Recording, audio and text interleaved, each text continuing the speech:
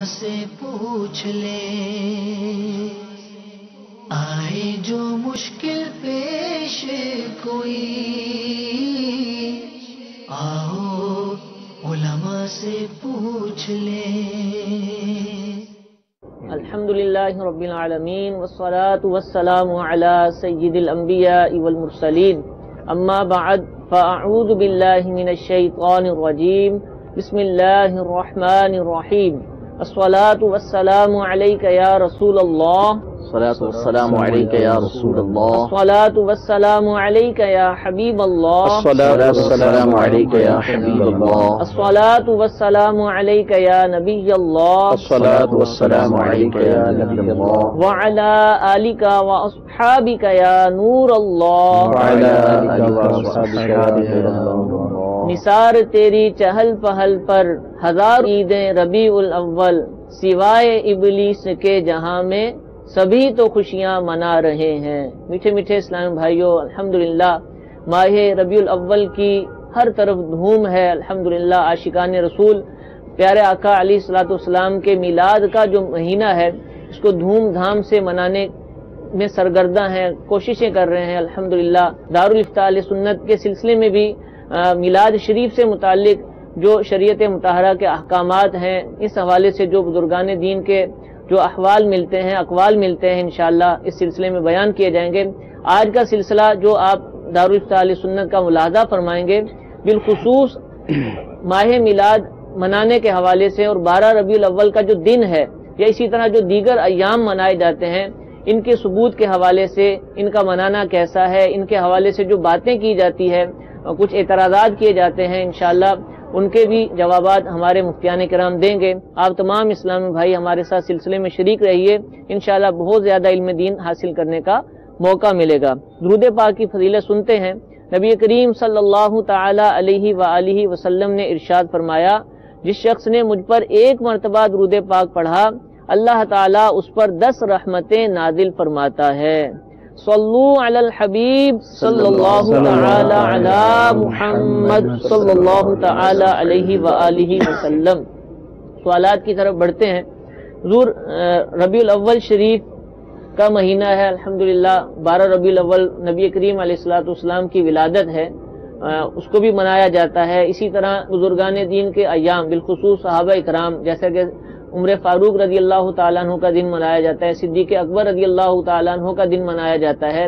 امام حسین رضی اللہ تعالیٰ عنہ کا دن منایا جاتا ہے۔ تو یہ جو ایام منائے جاتے ہیں، چاہے ولادت کا دن ہو یا دیگر ایام ہو، عرس کے ایام ہو، ان کے منانے کا ثبوت کیا ہے؟ شریعت مطہرہ اس کے حوالے سے کیا احکامات بیان فرمائیں؟ الحمدللہ رب العالمین والصلاة والسلام علی سید الانبیاء والمرسلین، اما بعد فاعوذ باللہ من الشیطان الرجیم، بسم اللہ الرحمن الرحیم۔ مختلف ایام منائے جاتے ہیں، اور ان میں سے ایک یوم ربیع الاول 12 ربیع الاول کا دن بھی ہے، اور اس کے علاوہ الحمدللہ مسلمانوں میں بکثرت ایام جن کا آپ نے ذکر کیا منائے جاتے ہیں۔ ان کے جہاں تک ثبوت کا تعلق ہے تو ان کا ثبوت خود قرآن پاک میں موجود ہے۔ اللہ تبارک و تعالی نے قرآن پاک میں ارشاد فرمایا، وَذَكِّرْهُمْ بِأَيَّامِ اللَّهِ، یعنی ان کو اللہ تبارک و تعالی کے دنوں کی یاد دلاؤ۔ اللہ تبارک و تعالی کے دنوں سے کیا مراد ہے؟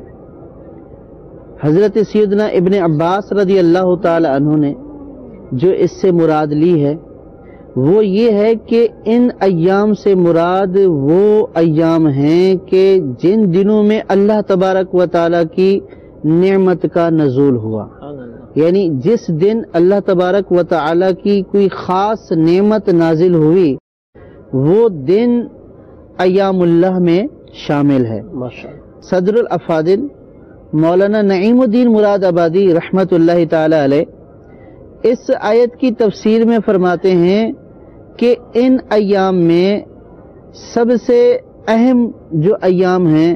ان میں نبی کریم صلی اللہ تعالی علیہ وسلم کی ولادت کا دن اور سرکار صلی اللہ تعالی علیہ وسلم کا معراج پر جانا، تشریف لے جانا، یہ دونوں چیزیں بھی ایام اللہ میں شامل ہیں۔ تو اللہ تبارک و تعالیٰ کے کلام سے ثابت ہوا کہ جس دن اللہ تبارک و تعالیٰ کی کسی خاص نعمت کا نزول ہوا ہے تو اس دن کو یاد کرنا اور اس دن اللہ تبارک و تعالیٰ کی نعمت، نازل شدہ نعمت کے اوپر بطور شکر اللہ تبارک و تعالیٰ کی عبادت کرنا، صدقات کرنا، تو یہ ایام اللہ میں شامل ہے۔ اور پھر اگر ہم دیکھیں احادیث کریمہ میں تو نبی کریم صلی اللہ تعالی علیہ وسلم جب مدینہ طیبہ تشریف لائے،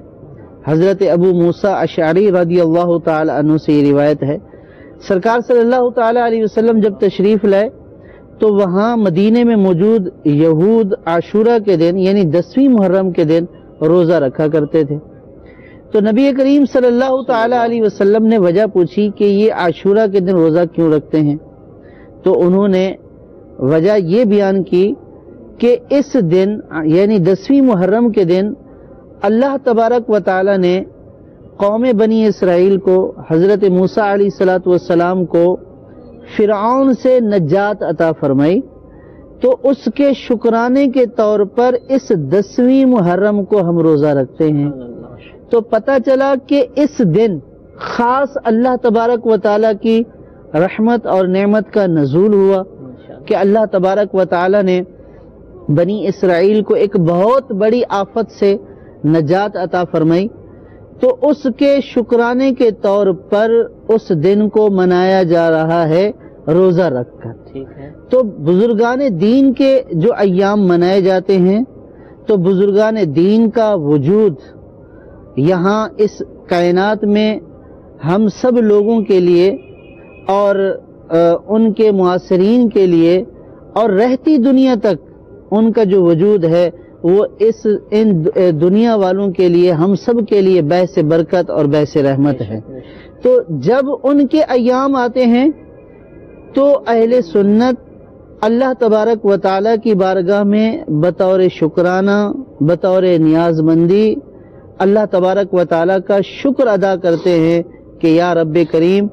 تو نے ہمیں یہ نعمت والا دن عطا فرمایا ہے۔ اور دیکھیے کہ 12 ربیع الاول جب آتی ہے تو اس کے اوپر بھی مسلمان خوشیاں مناتے ہیں، کیونکہ نبی کریم صلی اللہ تعالی علیہ وسلم تو تمام نعمتوں سے بڑھ کر نعمت ہے، نعمت عظمیٰ ہیں، یعنی سب سے بڑی نعمت ہیں، تو اس دن کو بھی اس طور پر منایا جاتا ہے۔ اسی طرح قرآن پاک میں یہ موجود ہے کہ حضرت عیسیٰ علیہ الصلوۃ والسلام کے حواریوں نے حضرت عیسیٰ علیہ الصلوۃ والسلام سے مطالبہ کیا کہ آسمان سے ہمارے لیے کھانا ہے، تو حضرت عیسیٰ علیہ الصلوۃ والسلام نے اللہ رب العزت کی بارگاہ میں التجا کی،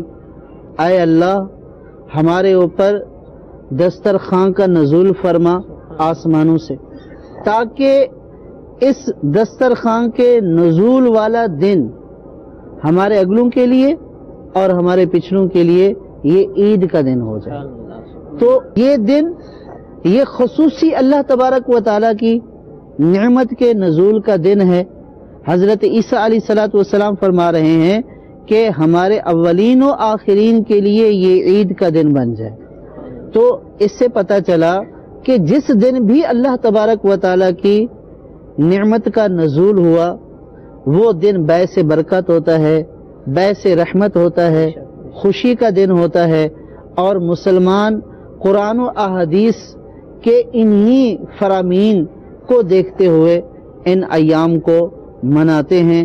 اور ان ایام کا منانا گویا کہ قرآن و حدیث سے ثابت ہے۔ سبحان اللہ، ماشاء اللہ۔ اور نبی کریم علیہ السلام اللہ تبارک تعالیٰ کی ایک نعمت عظمیٰ ہے۔ حضور یہ تو ثابت ہو گیا کہ کوئی بھی دن، کسی بھی بزرگ کا دن منانا کسی بھی حوالے سے قرآن و حدیث سے یہ ثابت ہے، اور اس کے دلائل بھی الحمدللہ مفتی صاحب نے ارشاد فرمائے۔ اب ربیع الاول کا جو 12ویں کا دن ہے یہ منانا بھی گویا کہ ان دلائل سے ثابت ہے، لیکن اس میں ایک اور تھوڑی سی جو لوگ اتنا مان جاتے ہیں نا تو دوسری بات کرتے ہیں، کہتے ہیں چلیں ٹھیک ہے ولادت شریف کا جو دن ہے اس کو تو منایا جائے، لیکن جو ولادت کا دن ہے اسی کو منایا جائے۔ آپ 12 ربیع الاول کے دن کو ولادت کا دن سمجھتے ہیں اور مناتے ہیں، حالانکہ نبی کریم علیہ الصلوۃ والسلام کی جو ولادت کا یوم ہے وہ تو 8 ربیع الاول ہے۔ اور اس پر تھوڑا سا اور بڑھتے ہیں تو فتاوی رضویہ شریف کا بھی کوئی حوالہ پیش کرتے ہیں، اس کے سٹیکر بھی جگہ جگہ دیکھے جا سکتے ہیں۔ تو کیا ہے درست، کیا ہے 12 ربیع الاول ہے یا 8 ربیع الاول ہے، اور کیا کرنا چاہیے اس حوالے سے؟ الحمدللہ رب العالمین والصلاة والسلام علی سید الانبیاء والمرسلین، اما بعد فاعوذ باللہ من الشیطان الرجیم، بسم اللہ الرحمن الرحیم۔ دیکھیں، جمہور جو مؤرخین ہیں، سیرت نگار ہیں، انہوں نے نبی کریم صلی اللہ تعالیٰ علیہ وآلہ وسلم کی ولادت کا دن 12 تاریخ ہی لکھا ہے، اور اس پر اکثر مؤرخین کا اتفاق ہے کہ نبی کریم صلی اللہ علیہ وسلم کی ولادت یہ 12 تاریخ کو ہوئی۔ امام اہل سنت رحمۃ اللہ تعالیٰ علیہ نے بھی کثیر علماء کے حوالے سے، جیسے ابن اسحاق جو مغازی کے امام ہیں ان کے حوالے سے، ابن کثیر کے حوالے سے، یوں ہی امام زرقانی رحمۃ اللہ تعالیٰ علیہ کے حوالے سے اس بات کو نقل کیا کہ اس پر مؤرخین کی اکثریت ہے کہ نبی کریم صلی اللہ تعالیٰ علیہ وآلہ وسلم کی ولادت کا دن، یہ تاریخ جو ہے وہ 12 تاریخ ہے، کہ حضور علیہ الصلوۃ والسلام ربیع الاول کی 12 تاریخ کو دنیا میں جلوہ گر ہوئے۔ اور یہ کتب پڑھنے والے، سیرت کی کتابیں پڑھنے والے اچھی طریقے سے جانتے ہیں کہ کس قدر کثرت کے ساتھ اس کو بیان کیا گیا ہے۔ بنیادی اعتبار سے جو آپ کے سوال کا جز ہے وہ یہ ہے کہ اب جیسے مثال کے طور پہ دلائل بیان ہوئے، تو ایسے دلائل قاہرہ ہمارے علماء اہل سنت عرصے سے بیان کرتے ہوئے آ رہے ہیں، یعنی یہ صرف امام اہل سنت رحمۃ اللہ تعالی علیہ نہیں، بلکہ اس سے پہلے آپ جائیں تو کثیر علماء کی تعداد ہے کہ جنہوں نے میلاد شریف کے اوپر کتابیں تحریر فرمائی ہیں، اور اس میں انہوں نے میلاد کے جواز پر دلائل دیے ہیں کہ نبی کریم صلی اللہ تعالیٰ علیہ وسلم سے، پھر اس کے بعد دیگر سے میلاد منانے کا ثبوت یہ موجود ہے۔ اب ہوتا یہ ہے کہ بعض لوگ جب ان دلائل کا جواب دینے سے عاجز آ جاتے ہیں تو پھر نتیجہ یہ نکلتا ہے کہ وہ بے سروپا باتیں کرنا شروع کرتے ہیں، جھوٹ کا سہارا لینا شروع کرتے ہیں۔ اب اسی طرح ایک پمفلیٹ بنایا گیا، اسٹیکر لگائے گئے، اور فتاوی رضویہ کی طرف اس بات کی نسبت کی گئی کہ امام اہل سنت رحمۃ اللہ تعالی علیہ نے جو میلاد کا دن لکھا ہے، یعنی حضور علیہ الصلوۃ والسلام کی ولادت کا دن لکھا ہے، وہ 8 ربیع الاول لکھا ہے، یہ مشہور کیا گیا۔ فتاوی رضویہ کی 26ویں جلد کا اس حوالے سے حوالہ دیا جاتا ہے۔ تو اب مسئلہ یہ ہے کہ میں اس کو بیان کرنے سے پہلے ایک دو مثالیں عرض کرتا ہوں۔ ایک بڑی مشہور مثال دی جاتی ہے قرآن پاک کے حوالے سے کہ قرآن پاک میں اللہ تبارک و تعالی نے یہ ارشاد فرمایا، یا ایھا الذین آمنوا لا تقربوا الصلاۃ۔ اس کا معنی اتنا بنتا ہے کہ اے ایمان والو نماز کے قریب نہ جاؤ۔ اب فقط اتنے حصے کو لے کر کوئی یہ استدلال کرنا شروع کر دے کہ نہیں جی نماز پڑھنے کی تو اللہ تبارک و تعالی نے ممانعت فرمائی ہے، تو وہ اتنی بات کر کے تو وہ یہ اپنی دلیل سے ثابت کر دے گا کہ نماز پڑھنی نہیں چاہیے، حالانکہ آگے قید موجود ہے، یعنی تم نے نماز کے قریب اس وقت نہیں جانا جبکہ تم نشے کی حالت میں ہو، نشہ دور ہونا ضروری ہے، اس کے بعد ہی تم نماز کے قریب جا سکتے ہو۔ تو اب اگر کوئی شخص فقط اسی جز کو لے کے استدلال کرتا رہے اور یہ کہتا رہے کہ جی نماز کے قریب نہیں جانا چاہیے، تو یقیناً اس کو بے وقوف کہا جائے گا، اس کو جھوٹا کہا جائے گا۔ اسی طرح نبی کریم صلی اللہ تعالیٰ علیہ وآلہ وسلم نے اپنی احادیث طیبہ میں بعض موقع پر یہ ارشاد فرمایا، ہماری مسجد کے قریب نہ آئے، فلا یقربن مسجدنا۔ اسی طرح ایک مقام پہ فرمایا کہ وہ ہماری عیدگاہ سے دور رہے۔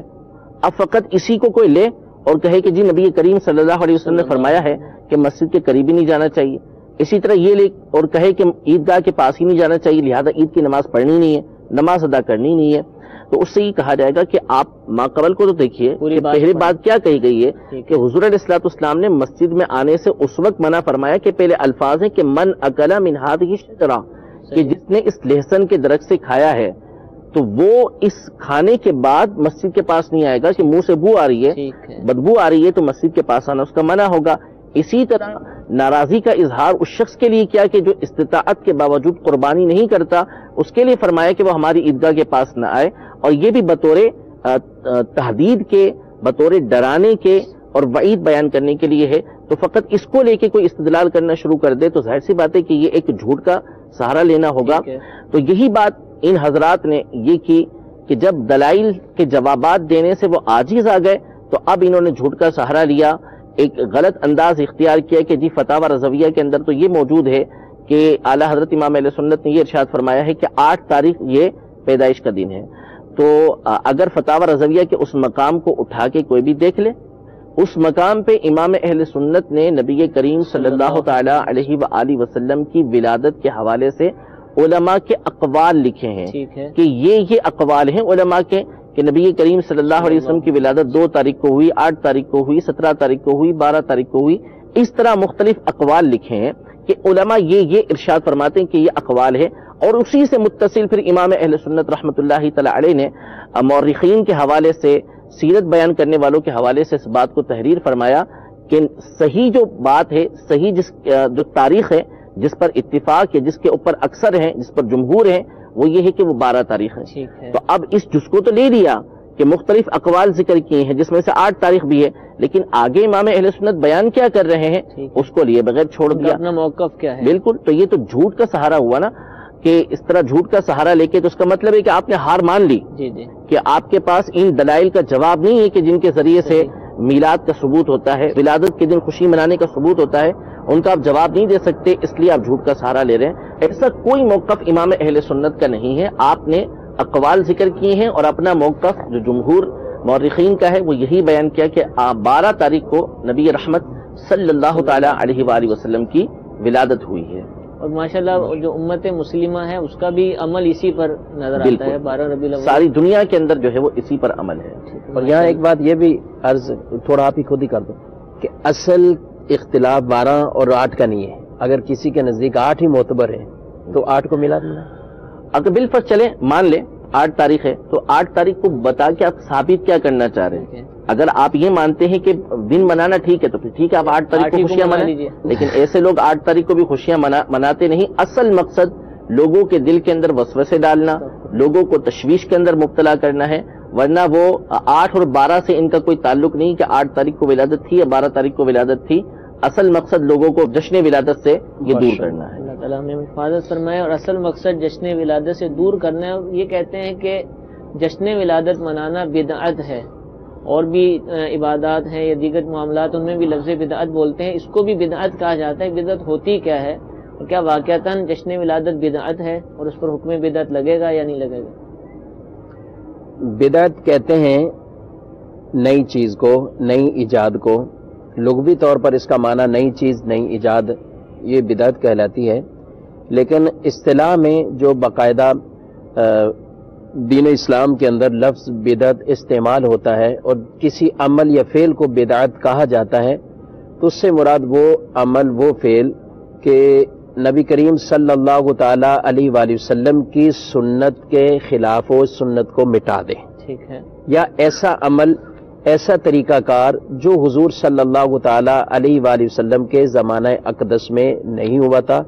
بعد میں وہ فعل یا وہ عمل ایجاد ہوا تو اس کو بدعت کہا جاتا ہے. عمومی طور پر بدعت کو ہی صرف لفظ استعمال کرتے ہوئے کہ یہ کام بدعت ہے، اور بدعت کا لفظ ہی گویا کہ یوں کہ یہ برا عمل ہے. اور کیونکہ ایک حدیث ہے نبی کریم صلی اللہ علیہ وسلم کی جس نے ہمارے دین میں ایسی بات کوئی ایجاد کی، کوئی ایسا نیا عمل ایجاد کیا جس کا تعلق دین سے نہیں ہے تو وہ اسی پر ہی رد ہے، وہ مردود ہے. اور دوسری حدیث میں واضح طور پہ یہ بات بھی روایت میں بیان کیا گیا کہ ہر بدعت گمراہی اور گمراہی جہنم میں لے جانے والی. اب یہ دو باتیں تو بڑی اچھی طریقے سے یاد کر کے یہ لوگوں کو یوں ہی بیان کی جاتی ہیں. حالانکہ اگر مطلقاً اسی کے اوپر ہی رکھا جائے تو دین اسلام کے اندر کئی ایسے بڑے بڑے کام ہوئے، کئی ایسے بڑے بڑے معاملات ہوئے کہ جن کو باقاعدہ صحابہ کرام علیہ رضوان سے ہی وہ ایجاد ہوئے سلسلے، اور آگے چلتے ہوئے آگے اور آج تک ہیں اور ہوتے جا رہے، اور آگے مزید اسی کے اندر جو ہے وہ اضافے ہوتے جا رہے. مثال کے طور پر یعنی جیسے نبی کریم صلی اللہ تعالی وسلم نے پردہ فرمایا، وصال آپ کا ہو گیا، لیکن آپ کے زمانہ اقدس کے اندر تراویح کی نماز کو کوئی جماعت سے یوں نہیں پڑھا جاتا تھا. حضور صلی اللہ علیہ وسلم نے ابتداءً کچھ ایام پڑھی، پھر اس کو ترک فرمایا. پھر صدیق اکبر رضی اللہ تعالیٰ کا دور آیا، آپ نے بھی جماعت کے ساتھ سلسلہ نہیں ہوا بلکہ انفرادی پڑھنے کا حکم دیا. حضرت عمر فاروق رضی اللہ تعالیٰ کا دور آیا، ابتدائی سال ایسے ہی گزرے. پھر آپ نے اصحاب کے مشورے سے فرمایا میں ایک قاری پر جمع کرنا چاہتا ہوں کہ لوگ ہر قبیلے والے مختلف اپنے اپنے طور پر جو تراویح کی نماز پڑھتے ہیں یہ کیوں نہ ہو ایک ہی قاری کے پیچھے جمع ہو جائیں. تو یہ صحابہ سے مشاورت ہوئی باقاعدہ. اب یہ مشاورت ہونے کے بعد اس عمل پہ لایا گیا کہ چلے ٹھیک ہے بھی ایک ہی قاری کے پیچھے نماز تراویح ادا کی جائیں گی، تو سب ایک ہی کے پیچھے ہوئے جمع۔ جب حضرت عمر فاروق رضی اللہ تعالیٰ نے یہ عمل کیا اور لوگوں کو حکم دیا، صحابہ کی موجودگی میں ایسا ہوا، صحابہ ہی وہ شریک نماز بھی ہوئے، جماعت کے اندر بھی شریک ہوئے، تو ان کے پیچھے جب نماز پڑے گی تو خود حضرت عمر رضی اللہ تعالیٰ نے اسے فرمایا کہ یہ اچھی بدعت ہے، اور کتنا ہے کہ اچھا عمل ہے کہ جس میں ایک اجتماعی صورت میں سب نے نماز تراویح کو جماعت کے ساتھ ادا کیا۔ اب اگر اسی چیز کو دیکھیں تو یہ ہمیں دو چیزیں بتا رہی، بلکہ نبی کریم علیہ السلام کے ایک اور حدیث مبارک ہے جو واضح طور پر یہ ارشاد فرما رہا ہے کہ جس کے اندر کہ اگر کسی نے اسلام کے اندر اچھا عمل جاری کیا اور وہ اچھا عمل جتنے لوگ اس پر عمل کریں گے ان کی تعداد کے برابر اسے ثواب ملے گا شروع کرنے والے کو، اور ان کے عمل کے اندر ثواب کے اندر بھی کوئی کسی طرح کی کمی واقع نہیں ہوگی۔ اور جو اسلام میں برا کوئی عمل ایسا ایجاد کرتا ہے جتنے لوگ اس کے اوپر عمل کریں گے اس کا وبال اس کو بھی ہے، ان کے اوپر بھی رہے گا ان کا وبال۔ تو اب یہ دیکھیں یہ حدیث مبارک واضح طور پر دو قسمیں بیان کر رہی ہیں کہ اچھا عمل ہوگا یا برا عمل۔ ہر ایک کو ایک حدیث کے پیچھے ایک حدیث کے ساتھ پڑھ کر اور یہ کہے کہ کلو بدعت ضلالہ کے تحت اس کو لا کر اور ہر ایک کو اسی زمرے میں لا کے جہنم کی طرف لے جائے، یہ ہرگز تقسیم کاری ٹھیک نہیں ہے۔ نبی کریم صلی اللہ علیہ وسلم کے اصحاب نے باقاعدہ اس پر جو عملاً کیا، یعنی قرآن پاک کی جمع ہونے کا طریقہ کار دے کے نبی کریم علیہ السلام کے صحابی حضرت عمر فاروق رضی اللہ تعالیٰ نے خود حضرت صدیق اکبر سے کہا کہ آپ قرآن پاک کو یوں جمع کرنے کی آپ یہ عمل فرمائیں۔ آپ نے فرمایا حضور اسلام کے زمانے میں نہیں ہوا، کہا نہیں ہوا لیکن ہے خیر کا عمل اچھا ہے، آپ اس کے اوپر۔ تو یہ دونوں نے آپس میں مشاورت سے پھر کاتب وحی حضرت زید رضی اللہ تعالیٰ کو ساتھ لیا گیا، تو یوں قرآن پاک کے جمع کرنے کا سلسلہ۔ اب یہ بھی وہ عمل تھا کہ جو پہلے حضور کے زمانے میں نہیں ہوا، تو لہذا اگر ایک ہی یہی گردان اور یہی ترتیب سے کلمات ہی اگر یاد کیے جائیں اور کروائے جائیں آگے لوگوں کو کہ یہ فلاں صحابی کے زمانے میں نہیں ہوا، فلاں نے کیا، فلاں ایک میسج چلتا ہے بڑا کہ حضور کے زمانے میں ربیع الاول اتنا آیا، ابو بکر صدیق کے زمانے میں اتنی مرتبہ آیا، حضرت عمر کے زمانے میں اتنی مرتبہ آیا، کیا کسی نے بھی اس طرح کا میلاد منایا؟ تو یہی سوال اس کے اوپر اگر یوں رکھ دیا جائے کہ نبی کریم صلی اللہ علیہ وسلم کا زمانہ گزرا، قرآن جمع نہیں ہوا، حضرت ابوبکر صدیق کے زمانے میں قرآن پاک کے جمع ہونے کا آغاز ہوا، حضرت عثمان غنی رضی اللہ تعالیٰ کے زمانے کے اندر یہ سلسلہ اپنی تکمیل تک اور لغت قریش پر باقاعدہ قرآن پاک کو ایک طریقے سے جو ہے وہ جمع کر کے اس کی تکمیل فرما دی گئی۔ اسی طرح صحابہ کے دور میں اگر دیکھیں تو کئی اعمال ایسے ہیں، حضرت عثمان غنی دوسری جمعے کی اذان کا اجرا کیا آپ نے، دو اذانیں ہوتی ہیں، دو اذانیں دوسری اس میں ہوئی۔ اب اگر یہی چیز کو اگر لیا جائے، سرکار صلی اللہ علیہ وسلم کے زمانے میں اگر یہی جمعوں کی تعداد کو کوئی لکھ لے کے کہے کہ یہ اتنے جمعے سرکار کے زمانے میں آئے، اتنے جمعے حضرت ابوبکر صدیق کے دور خلافت میں آئے، اتنے جمعے حضرت عمر فاروق رضی اللہ تعالیٰ کے دور خلافت میں آئے، لیکن یہ دوسری اذان کا جمعے کے اندر جو اجرا ہو رہا ہے یہ حضرت عثمان غنی رضی اللہ تعالیٰ عنہ کے دور مبارک کے اندر ہو رہا ہے۔ تو اب صرف انہی چیز کو نہیں دیکھنا چاہیے کہ یہ عمل اگر بالفرض اس مروجہ طریقے کے مطابق سے وہ عمل نہیں ہوا تو شریعت مطالعہ کے واضح اصول ہیں، وہ بتائے گئے ہیں کہ وہ عمل کیا ہے۔ اچھی بدعت جسے بدعت حسنہ کہا جاتا ہے، بری بدعت جسے بدعت سیئہ کہا جاتا ہے۔ اب وہ عمل اگر بدعت حسنہ کے زمرے میں آتا ہے تو وہ عمل بالکل اچھا ہے، وہ محمود عمل ہے، اور اس کی کئی اقسام کے اندر بدعت حسنہ کا اجرا کرنا وہ واجب کی بھی تقسیم بیان کی گئی، مستحب ہے، اور یعنی یہ اس کی اپنی کیٹاگری۔ اب بدعت سیئہ ہے تو وہ مکروہ بھی ہو سکتی ہے، اسی طرح مکروہ تحریمی اور حرام کے زمرے میں بھی معاملات آ سکتے ہیں۔ تو یہ پوری ایک تقسیم ہے، اور یہ میلاد شریف منانا یہ بدعت مستحبہ کے اندر ہے، ایک اچھی بدعت ہے، یعنی اس کو مروجہ انداز سے جو میلاد منایا جاتا ہے اگر یہ کہا بھی جائے تو یہ بدعت مستحبہ کی کیٹیگری میں آتی، تو یہ عمل بالکل ایک اچھا اور محمود عمل ہے، اس سے مسلمان ایک نیکی کی طرف آتے ہیں، بھلائی کے کاموں کی طرف آتے ہیں۔ ورنہ کئی اور مثالیں، قرآن مجید کا اعراب کا لگانا، قرآن مجید اب مساجد کے اندر محراب بنانا، یہ بھی تو چاروں خلفاء کے زمانے میں نہیں، تو اتنی مثالیں اس کی بن سکتی ہیں، طرح طرح کی، دینی بھی بن سکتی ہے، دنیاوی بھی۔ آج ہم مدارس قائم کیے ہوئے ہیں، مدارس کے اندر دین پڑھا رہے ہیں لیکن ایک مخصوص نصاب کے ذریعے سے پڑھا رہے ہیں، اسی طرح مخصوص کتابوں کے ذریعے، اور ہر طرف یہ رائج ہے، ہر مکاتب فکر اس کے ساتھ جو ہے وہ اپنے مدارس چلا رہے ہیں. تو یہ کام تو صحابہ کے زمانے میں نہیں ہوا, یہ تو بہت صدیوں بعد مطلب اس طریقے سے انداز جو ہے وہ شروع ہوا. تو لہذا جس طرح دیگر اتنے کام دین کے معاملے میں ہو رہے ہیں, تو اسی طرح یہ میلاد نبی صلی اللہ تعالیٰ علیہ وآلہ وسلم کا بھی جو جائز طریقہ کار کے مطابق جس طرح میلاد منایا جاتا ہے, یہ بدعت مستحبہ ہے اور یہ بالکل ٹھیک اور درست جائز ہے. مفتی صاحب یہ اب جواب دیا جیسے کہ کچھ جو حدیثیں بدعت والی تھی جن کو کوٹ کر کے یہ بدعت کا حکم لگایا جاتا ہے, بدعت سیئہ کا, لیکن اس کے مقابلے میں بھی مفتی صاحب نے حدیث پیش کی اور عقلی مثالیں بھی بہت ساری دیں اور یہ بڑی واضح باتیں ہیں. تو کیا یہ جو لوگ اعتراض کرتے ہیں ان کو پتہ نہیں ہے, یا یہ ایسی حدیثیں کہ غیر مشہور ہیں کہ ان کو پتہ نہیں چل سکیں, اور کیا ہے اس کے حوالے سے ارشاد میں؟ دیکھیں غیر مشہور تو نہیں ہے جو مفتی صاحب نے حدیث بیان کی, کہ یہ حدیث تو مسلم شریف کی حدیث مبارک بڑی مشہور و معروف حدیث پاک ہے کہ جس نے اسلام کے اندر کوئی اچھا کام ایجاد کیا تو اس کے لیے اس کا اجر ہے, اور جتنے لوگ اس پر عمل کرتے رہیں گے اس کو بھی اس کا ثواب ملتا رہے گا بغیر اس کے کہ عمل کرنے والوں کے عمل اجر کے اندر کوئی کمی ہو. تو یہ کوئی غیر معروف حدیث نہیں, مشہور حدیث ہے. اصل مسئلہ یہ ہے کہ جب ایک ذہن بنا لیا ہے کہ نہیں جی ہم نے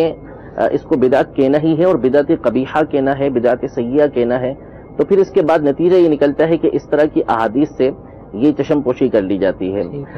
قرآن پاک میں یہ طریقہ کار یہود کا بیان کیا گیا ہے. یہود کا طریقہ کار یہ تھا کہ نؤمن ببعض ونکفر ببعض, کہ ہم بعض پر ایمان لائیں گے بعض پر ایمان نہیں لائیں گے, بعض کو مانیں گے اور بعض کا انکار کریں گے. تو اصل طریقہ کار مسلمانوں کا جو اسلاف کا یہی ہے کہ آپ تمام کے تمام اس سے متعلق جو نصوص ہیں اس کو دیکھیں, ورنہ فقط آپ اگر ایک چیز کو لے کے بیٹھیں گے تو نتیجہ یہ نکلے گا کہ آپ نعوذ باللہ قرآن کے اندر تضاد لے کر آ جائیں گے, احادیث میں تضاد لے کر آ جائیں گے. اب مثال کے طور پر قرآن پاک میں فرمایا نبی رحمت صلی اللہ علیہ وسلم سے کہ فقل حسبی اللہ, اے محبوب آپ فرمائیے کہ مجھے اللہ کافی ہے. اب جیسے یہ نعرہ لگتا ہے تو مجھے اللہ کافی ہے, یعنی اس میں کوئی شک و شبہ ہی نہیں کہ اللہ کافی ہے, یقیناً اللہ کافی ہے. لیکن کلمۃ حق ارید بها الباطل, یہ ایک ایسا کلمہ حق ہے کہ جس سے باطل کا ارادہ کیا گیا ہے. بات ٹھیک ہے لیکن مقصد اس سے خراب نکالا جا رہا ہے کہ اللہ کافی ہے, اس کا مقصد یہ نکالتے ہیں کہ نہیں جی اب اولیاء اللہ کسی طریقے سے کافی ہو ہی نہیں سکتے, انبیاء کرام علیہ السلام کسی کے لیے کافی ہو نہیں سکتے. اگر فقط اسی آیت کو لیا جائے, اس کا نعرہ بلند کیا جائے, تو قرآن پاک میں دوسرے مقام پہ ارشاد فرمایا یا ایھا النبی حسبک اللہ ومن اتبعک من المؤمنین, اے نبی آپ کے لیے اللہ کافی ہے اور وہ مومن کی جو آپ کی اتباع کرنے والے ہیں, آپ کی پیروی کرنے والے ہیں, وہ آپ کے لیے کافی ہیں. اب اس مقام پہ دیکھیے کہ یہ ارشاد فرمایا کہ مومنین, اور یہاں شان نزول کے اندر یہ بیان کیا گیا کہ یہ حضرت سیدنا عمر فاروق رضی اللہ تعالیٰ عنہ کے ایمان کے وقت نازل ہوئی کہ وہ بھی آپ کے لیے کافی ہیں, وہ آپ کی مدد کرنے والے ہیں. قرآن پاک میں سورۃ التحریم کے اندر اللہ تبارک و تعالیٰ نے فرمایا کہ فإن اللہ هو مولاه وجبریل وصالح المؤمنین والملائکۃ بعد ذلک ظہیر, کہ بے شک اللہ تبارک و تعالیٰ آپ کا مددگار ہے, آپ کے مددگار جبریل امین ہے, آپ کے مددگار نیک مومن ہے, اور ملائکہ اس کے بعد آپ کی مدد کرنے والے ہیں. تو اب اگر ایک آیت کو پیش نظر رکھیں گے تو پھر وہی نعرہ لگتا رہے گا فقل حسبی اللہ, اللہ مجھے کافی ہے, بالکل حق ہے, اس میں کوئی شبہ نہیں. لیکن آپ دوسرے پہلو کو سامنے رکھیں کہ وہاں کیا بیان ہو رہا ہے. تو اب دونوں آیتوں کو سامنے رکھیں گے تو نتیجہ یہ نکلے گا کہ جہاں یہ فرمایا اللہ کافی ہے, یقیناً وہی کافی ہے, اور اسی کی کفایت سب کو کافی ہوتی ہے کہ حقیقی طور پر وہی کفایت کرنے والا ہے.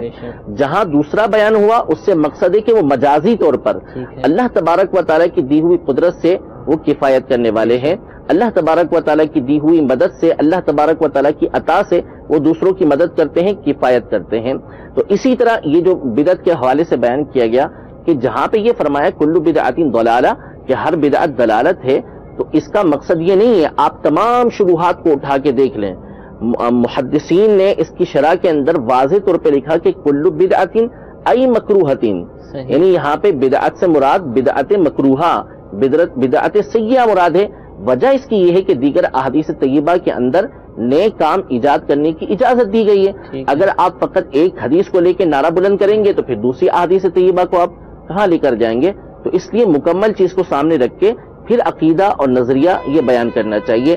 حدیثیں واضح ہیں لیکن چونکہ ایک ذہن بنایا ہوا ہے کہ نہیں جی ہم نے میلاد کی مخالفت کرنی ہے, تو اس لیے پھر اس طرح کی احادیث کا سہارا لے کر اور دیگر احادیث طیبہ سے صرف نظر کر کے یہ بات بیان کی جاتی ہے. یوں کہہ لیں کہ اسلام کا جو اصلی چہرہ ہے, اصلی اس کا ہے معاملہ, وہ بیان نہیں کیا جاتا, لوگوں سے چھپایا جاتا ہے. بالکل غلط ہے؟ اچھا، اس میں یوم صدیق اکبر رضی اللہ تعالیٰ عنہ صحابہ کے کئی یوم ہیں، جی جی تو یوم صدیق اکبر بھی تو حضرت عمر فاروق کی اگر تاریخ نکال کے دیکھے تو انہوں نے کب یوم صدیق اکبر منایا؟ ٹھیک ہے۔ پھر آگے اصحاب کے اور تو یوم عثمان ہو یا یوم عمر ہو یا یوم صدیق اکبر رضی اللہ تعالیٰ عنہ، بیش الحمدللہ اہل سنت ہم بھی مناتے وہ ہیں الحمدللہ۔ صحابہ کرام علیہ مردوان کے بھی ایام، جیسے کہ پہلے ابتداء شروع میں سوال کے اندر جواب میں کہا، ہم حضور علیہ السلام کا میلاد بھی مناتے ہیں، صحابہ کے بھی ایام مناتے ہیں۔ تو جن دلائل کے پیش نظر، جن دلیل اور دلائل کی وجہ سے یوم صدیق اکبر منانا جائز ہے، تو یوم ان فاروق دلائل کو سامنے رکھتے ہوئے پھر یہ ملاشی بھی جائز ہے۔ ماشاءاللہ۔ اچھا حضور، بعض لوگ یوں اعتراض بھی کرتے ہیں کہ 12 ربیع الاول نبی کریم علیہ السلام کا یوم وصال بھی تو ہے، تو آپ اس کو یوم ولادت کے طور پر مناتے ہیں، یوم وصال کے طور پر کیوں نہیں مناتے؟ الحمدللہ رب العالمین والصلاة والسلام علی سید الانبیاء والمرسلین۔ اس اعتراض یا اس سوال کے اندر جو عمومی طور پہ پیش کیا جاتا ہے اور عوام کو اس حوالے سے الجھن کا شکار کیا جاتا ہے کہ 12 ربیع الاول یہ نبی کریم صلی اللہ علیہ وسلم کا یوم ولادت ہے اور یہی یوم وصال بھی ہے، تو خوشی منانا، اور جبکہ اسی دن حضور کا وصال بھی ہوا ہے تو اس وصال والے دن ایک غم ہونا چاہیے۔ تو اب جب یہ ہر سال جب 12 ربیع الاول آ رہی ہے تو آپ خوشی ہی کیوں منا رہے ہیں؟ لیکن اس حوالے سے بالکل واضح احادیث کی روشنی میں جوابات موجود ہیں۔ وصال منانے کا مطلب یعنی غم منانا، جو لوگ اس کو وصال منانا کہہ رہے ہوتے ہیں ان کا مطلب یہ ہوتا ہے کہ یہ غمی کا دن ہے، اس کو غم کیا جائے۔ تو سوگ یا غمی، یہ شریعت مطہرہ نے اس کی ایک حد رکھی ہے ٹھیک ہے کہ عورت کے لیے یا دیگر تمام افراد کے لیے جو اگر کسی کے خاندان میں انتقال ہو جائے تو 3 دن تک تو سوگ علی العموم سب کر سکتے ہیں۔ البتہ عورت کے لیے شوہر کے اوپر وہ غم 4 مہینے 10 دن کا جس کو عدت ہوتی ہے بیوہ عورت کی، اتنے عرصے تک وہ غم کی صورت اختیار کرتی ہے۔ اس کے بعد جب بھی شوہر کا یوم وصال آئے گا تو اس عورت کے لیے یہ حکم نہیں ہوتا کہ اب دوبارہ سے 4 مہینے 10 دن اس کو عدت گزارنی ہے کہ شوہر کا یوم وفات آ گیا ہے۔ صحیح۔ تو خوشی اور غمی کا جو معاملہ ہے تو اس میں شریعت مطہرہ نے جو ہمارے سامنے ایک حدیث مبارکہ کے پیش نظر اس بات کو ہم کہہ سکتے ہیں کہ اگر کوئی دن ایسا ہو کہ جس میں کسی کی ولادت ہو اور اسی دن اس کا وصال ہو تو وہ دن یوم غم نہیں ہوتا۔ ٹھیک ہے۔ جیسے کہ حضرت سیدنا آدم علیہ نبینا علیہ الصلوۃ والسلام کی جو ولادت ہے وہ جمعۃ المبارک کے دن ہوئی۔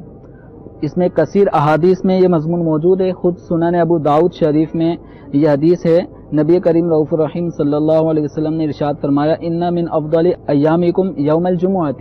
کہ جمعہ تمہارے تمام دنوں میں افضل ترین دن ہے۔ اور اس کی پھر آپ صلی اللہ تعالی علیہ وسلم اس کی افضلیت کی جو وجوہات بیان فرما رہے ہیں، فرمایا فیہ خلق آدم، اسی دن آدم علیہ السلام کی پیدائش ہوئی، اور اسی کے بعد حدیث میں ہے وفیہ قبض، اور اسی دن آدم علیہ السلام کی روح قبض ہوئی، اسی دن انتقال بھی ہوا۔ تو اب جمعۃ المبارک کا جو دن ہے یہ ہمارے والد سیدنا ابو البشر آدم علیہ السلام کی پیدائش کا بھی دن ہے، اور یہی دن آپ کا یوم وصال وفات بھی ہے۔ تو اب غور کریں تو جتنی بھی اولاد آدم ہیں تو اس کے لیے یہ جمعہ کا دن گویا ایک غم کا دن ہونا چاہیے، لیکن نبی کریم صلی اللہ تعالی علیہ وسلم نے اس جمعۃ المبارک کو کیا ارشاد فرمایا؟ ایک اور حدیث مبارکہ سنن ابن ماجہ کی ہے، نبی کریم صلی اللہ تعالی علیہ وسلم نے جمعۃ المبارک کے دن صحابہ کرام علیہ رضوان کے نزدیک جمعہ کی اہمیت کو اجاگر کرتے ہوئے فرمایا ان ھذا یوم عید، سبحان اللہ، جمعہ کا دن یہ عید کا دن ہے، جعلہ اللہ للمسلمین، جسے اللہ تعالیٰ نے مسلمانوں کے لیے عید کا دن قرار دے دیا۔ جبکہ اس سے پیچھے جو حدیث میں نے سنن ابو داؤد کی بیان کی اس کے اندر بھی یہ اس دن کو عظمت والا فضیلت والا بیان کیا، اور وہی 2 باتیں جو سوال میں آپ نے بیان کی ہیں کہ 12 ربیع الاول کو حضور کی ولادت ہوئی اور اسی دن حضور کا وصال ہوا، تو خوشی کیوں؟ ولادت کی خوشی کیوں؟ غم کیوں نہیں؟ تو نبی کریم صلی اللہ تعالی علیہ وسلم نے ان جمعے کے دن کو عید کا دن قرار دیا۔ تو اس دن ہمارے باپ آدم علیہ السلام کی پیدائش ہوئی ہے، اور اسی دن ان کا وصال بھی ہوا ہے، لیکن آپ صلی اللہ تعالی علیہ وسلم اس کو مسلمانوں کے لیے خوشی کا دن قرار دے رہے ہیں۔ تو اس حدیث مبارکہ سے بالکل واضح ہو جاتا ہے کہ نبی کریم صلی اللہ تعالی علیہ وسلم کا بھی جو یوم وصال 12 ربیع الاول ہے، تو اس میں خوشی کے پہلو کو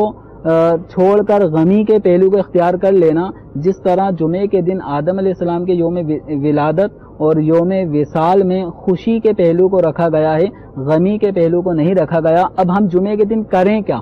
تو آپ صلی اللہ تعالی علیہ وسلم نے جمعۃ المبارک کے اس دن کیا کرنا ہے، کس انداز کو دن کو ہم نے لینا ہے، فرمایا فمن جاء الی الجمعۃ فلیغتسل، جو جمعے کے لیے آئے تو اس کو چاہیے غسل کرے۔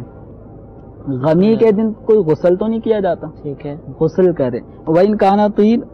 فَلْيَمَسَّ مِنْهُ، اگر خوشبو اس کے پاس ہو تو کچھ نہ کچھ خوشبو بھی لگائے۔ وَعَلَيْكُمْ بِالسِّوَاكِ، اور مسواک بھی اپنے اوپر لازم کریں۔ تو اس حدیث مبارکہ میں اگرچہ یوم جمعہ ہے اور اسی دن آدم علیہ السلام کی تخلیق اور آپ کا وصال بھی ہوا، لیکن اس سب کے باوجود یہ دن وہ غمی والا دن نہیں ٹھہرا اولاد آدم کے لیے، بلکہ اس دن کی جو اپنی عظمتیں ہیں وہ برقرار رہیں گی۔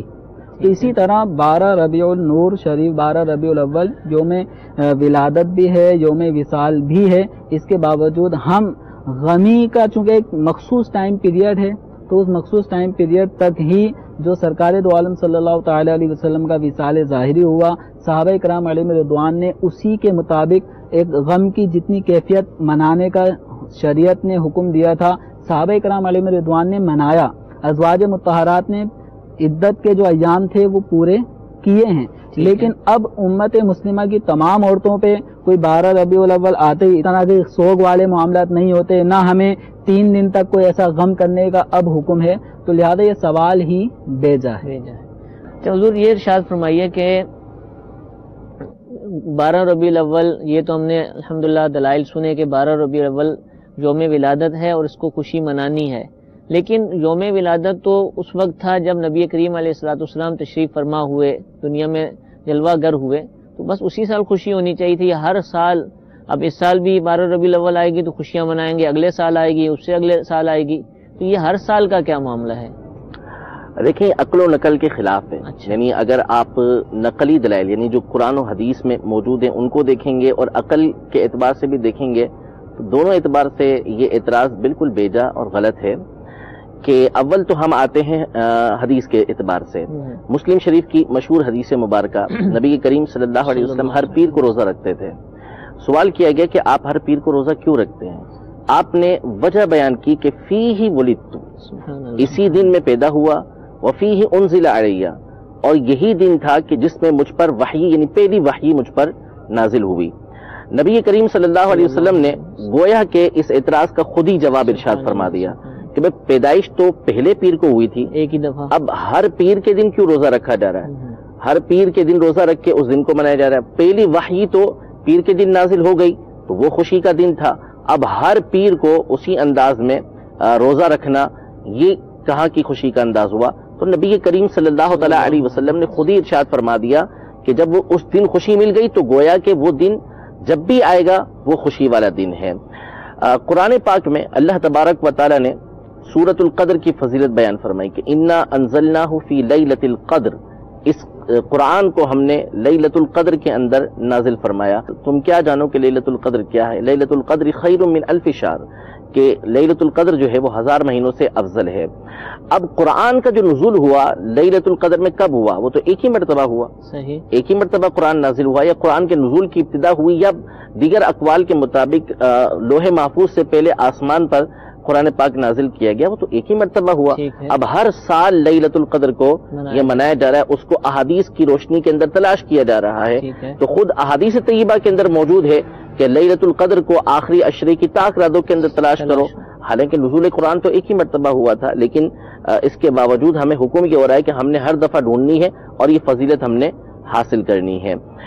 اسی طرح اگر دنیاوی اعتبار سے ہم دیکھیں تو جس دن میری ولادت ہوئی، آپ کی ولادت ہوئی، یا کسی اور کی ولادت ہوئی، کیا اس کی سالگرہ نہیں منائی جاتی؟ اس کا برتھ ڈے نہیں منایا جاتا؟ بالکل منایا جاتا ہے۔ دنیاوی اعتبار سے، دینی اعتبار سے ہر کوئی مناتا ہے، اور ہم بھی اس کا فتویٰ دیتے ہیں کہ اگر وہ شریعت مطہرہ کی حدود کے اندر ہو رہا ہے اس میں کوئی غیر شرعی کام نہیں کیا جا رہا، مرد و عورت کا اختلاط نہیں ہو رہا، میوزک نہیں بجائے جا رہے، غیر شرعی کام نہیں کیے جا رہے، برتھ ڈے منانا بالکل درست ہے، سالگرہ منانا بالکل درست ہے۔ تو حقیقتاً نبی کریم صلی اللہ تعالیٰ علیہ وسلم کا دن جو منایا جا رہا ہے اس میں تعظیم والے الفاظ استعمال کیے جا رہے ہیں، جشن ولادت کے، یوم ولادت کے، ایک تعظیم کا انداز اختیار کیا جا رہا ہے، ورنہ وہی برتھ ڈے کا لحاظ ہے، سالگرہ کا لحاظ ہے کہ حقیقتاً یہ ہوا کرتا ہے۔ اور یہ بالکل ظاہر ہے کہ ہم دیکھتے ہیں کہ دنیا کے اندر جو ہے وہ دنیا سے رخصت ہونے کے بعد بھی کئی لوگ ہیں کہ جن کی تاریخ ولادت پر بھی خوشی منائی جاتی ہے۔ تو نبی کریم صلی اللہ تعالیٰ علیہ وآلہ وسلم کی دنیا میں پیدائش یہ جس دن ہوئی وہ دن ہمارے لیے برکت والا ہوا۔ اب ہونا یہ چاہیے کہ ہر پیر کو ہم خوشی منائیں اور ہم روزہ رکھیں، ہر پیر کو روزہ رکھیں۔ اور چونکہ ظاہر سی بات ہے کہ ہر پیر عظمت والا ہے، ہر پیر برکت والا ہے، لیکن چونکہ ایک طریقہ کار ہوتا ہے کہ جس دن ولادت ہوئی ہے، جس تاریخ کو ولادت ہوئی ہے وہ ایک خاص اہمیت رکھتی ہے، تو اس دن خاص طور پہ اہتمام کیا جاتا ہے۔ قرآن پاک ہر مہینے پڑھا جاتا ہے، ہر دن پڑھا جاتا ہے، اس کا حکم ہے پڑھنے کا، لیکن جب رمضان کا مہینہ آتا ہے کہ جس میں قرآن پاک کا نزول ہوا ہے تو اس میں خاص طور پہ قرآن پاک پڑھنے کا یہ اہتمام کیا جاتا ہے۔ لہذا ہر پیر کو خوشی منانا، ہر ربیع الاول کو خوشی منانا یہ بالکل جائز ہے، جیسا کہ ابتدا میں قرآن کی آیت پڑھی گئی کہ عیسیٰ علیہ نبینا علیہ الصلوۃ والسلام نے اللہ کی بارگاہ میں یہ عرض کی کہ ربنا انزل علینا مائدۃ من السماء، کہ اے ہمارے رب ہم پر آسمان سے مائدہ نازل فرما، دسترخوان نازل فرما، تکون لنا عیدا لاولین وآخرین وآیۃ منک، کہ وہ ہمارے پہلوں کے لیے اور ہمارے آنے والوں کے لیے عید ہو جائے اور تیری طرف سے نشانی ہو جائے۔ تو مائدہ کا نزول تو ایک ہی دن ہوا، اسی دن کھایا گیا، تو آنے والوں کے لیے کس طرح کی عید؟ وہ اس طرح کی عید کہ ان کے آباء و اجداد کے اوپر اللہ کی نعمت ہوئی، اللہ تبارک و تعالی نے ان کے آباء و اجداد کو معجزہ دکھایا، عیسیٰ علیہ الصلوۃ والسلام کا معجزہ دکھایا، نعمت کی، تو اس لیے آنے والوں کے لیے بھی وہ عید ہو گئی۔ تو اسی طرح نبی کریم صلی اللہ تعالیٰ علیہ وآلہ وسلم کی ولادت اگرچہ کہ ظاہر ایک ہی دن ہوئی ہے، لیکن ہر سال جو ہے وہ ہمارے لیے خوشی کا دن یہ بنتا چلا جاتا ہے۔ اور بھی قرآن و حدیث کے اندر غور کرتے چلے جائیں گے تو اس کی مثالیں ملتی چلی جائیں گی۔ ماشاءاللہ۔ تو حضور ایک اور پہلو سے بھی منع کیا جاتا ہے، روکنے کی کوشش کی جاتی ہے کہ بعض غیر مسلم جو ہیں وہ بھی اپنے نبی کہ جن کا وہ پیروکار ہونے کا دعویٰ کرتے ہیں ان کا یوم ولادت مناتے ہیں، اور آپ بھی اپنے نبی کا منا رہے ہیں، تو اس آپ میں اور ان غیر مسلموں میں کیا فرق ہے؟ وہ حدیث پاک بھی کوٹ کر دیتے ہیں کہ جو جس قوم کی مشابہت اختیار کرے وہ انہی میں سے ہے۔ کیا یہ انداز، یہ اعتراض کا جو پہلو ہے یہ درست ہے؟ جس طرح کے سوالات اور اعتراضات کا ذکر کر رہے ہیں جی یہ واقعی ہمارے معاشرے میں اس طرح کے اعتراضات بعض لوگ کرتے ہیں، ٹھیک ہے، لیکن میں غور اس بات کے اوپر کر رہا ہوں کہ یہ جو طریقہ کار ہے یہ یہود و نصارہ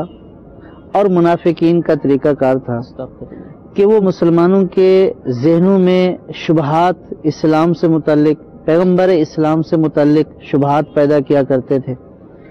تو اب آج کل بھی اسی طرح کے لوگ جو ہے وہ صرف اس چیز کو ثابت کرنے کے لیے کہ جو ان کا نظریہ ہے لوگ ان کے نظریے کے اوپر عمل کریں اور اسی کو فالو کریں، اس طرح کے کئی اعتراضات کرتے ہیں۔ تو یہ سارے اعتراض در حقیقت بے بنیاد ہیں، پہلی بات تو یہ ہے۔ دوسری بات یہ ہے کہ اس کا حوالہ احادیث سے دینے سے پہلے اگر عقلی طور پر ہی اس کو دیکھا جائے، کیونکہ جس طرح کے سوال ہیں یہ لاجیکلی عقلی اعتبار سے کیے جاتے ہیں تاکہ سامنے والے کو کلک کریں اور سامنے والا بولے کہ ہاں دیکھیں نا کہ بات تو صحیح ہوئی کہ غیر مسلم بھی یہ کام کرتے ہیں، مسلمان بھی یہی کریں گے، تو پھر فرق کیا ہوا؟ اور سرکار کا آگے یہ فرمان بھی نقل کر دیتے ہیں کہ یہود و نصارہ سے مشابہت اختیار نہ کرو، تو اب تو ہماری مشابہت ہو رہی ہے۔ تو اگر اس کو عقلی میزان کے اوپر تولا جائے تب بھی یہ بات درست نہیں ہے۔ اگر یہود و نصارہ کھانا کھاتے ہیں تو کیا مسلمان کھانا نہیں کھائیں گے؟ یہ بولیں گے کہ اس میں مشابہت ہو گئی ہے۔ یہود و نصارہ لباس بھی پہنتے ہیں تو اس کا مفہوم مخالف پھر کیا ہوگا؟ یہود و نصارہ جو ہے وہ جہاز کے اوپر، بس کے اوپر، رکشے کے اوپر سفر بھی کرتے ہیں، گاڑیوں کے اوپر، تو مسلمان پیدل چلنا شروع کر دیں، چونکہ یہود و نصارہ یہاں پہ سفر کر رہے ہیں تو ہمیں پیدل چلنا چاہیے۔ تو اس طرح کی بہت سارے چیزیں ہیں جو ہے وہ یہود و نصارہ جو ہے وہ کیک کھاتے ہیں تو مسلمان کو کیک نہیں کھانا چاہیے۔ تو اس طرح کی بہت ساری مثالیں ہیں اگر اسی تناظر میں سوچی جائیں تو بہت ساری مثالیں آ جائیں گی. تو اصل وجہ یہ نہیں ہے کہ یہود و نصارہ یہ کرتے ہیں تو مسلمان کو یہ نہیں کرنا چاہیے. اور دینی معاملات میں دیکھیں تو وہ بھی روزہ رکھتے ہیں. جی اسی طرف میں آ رہا ہوں کہ اگر یہی اعتراض کیا جائے تو پھر بہت سارے وہ عمل کہ جن کو دین اسلام نے بہت اچھا کہا ہے اور ارکان اسلام میں شامل ہیں، جیسے روزہ ہے. بے شک مسلمانوں کے اوپر روزہ فرض ہے. اور حدیث پاک پہلے بیان کی گئی کہ یہود عاشورہ کے دن روزہ رکھا کرتے تھے. سرکار صلی اللہ تعالی علیہ وسلم نے جب ان سے پوچھا تو انہوں نے وجہ بتائی.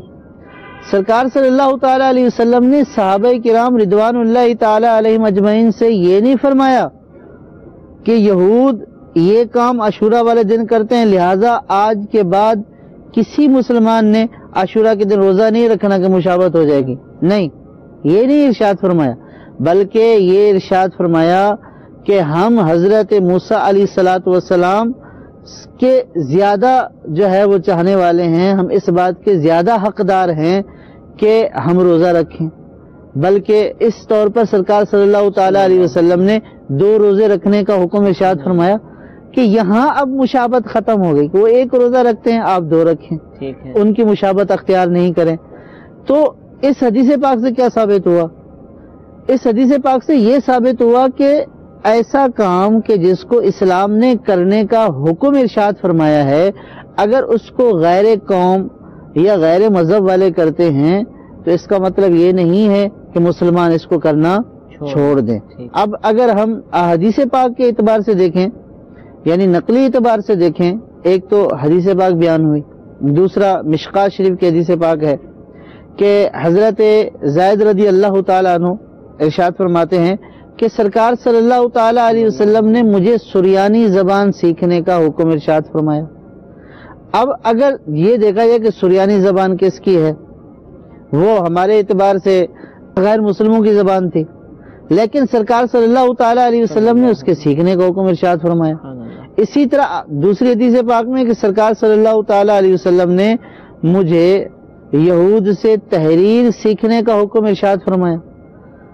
یہ نہیں سرکار صلی اللہ تعالی علیہ وسلم نے حضرت زید رضی اللہ تعالیٰ عنہ کو فرمایا کہ یہود تحریر کرتے ہیں تو لہٰذا آپ کبھی تحریر نہیں کریں، بلکہ سیکھنے کا حکم ارشاد فرمایا. تو پتہ یہ چلا، خلاصہ یہ ہے کہ ہر عمل میں مشابہت یا کوئی عمل مشابہ ہو جائے